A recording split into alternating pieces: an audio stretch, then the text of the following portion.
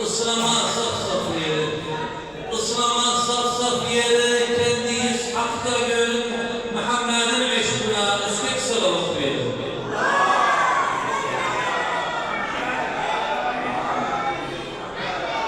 Eğer Ali'yi sevmezsek, eğer Ali'yi sevmezsek, sırat yolun geçmezsek, salavatta fayda yok, eğer ehliyeti koymazsek.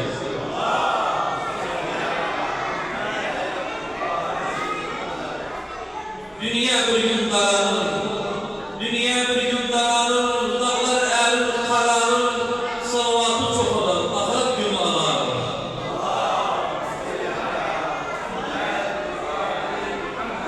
Ali Zahra bir taştır, Ali Zahra bir taştır, kollar ona muhtaçtır, salavatı verin bunlar da ilaçtır.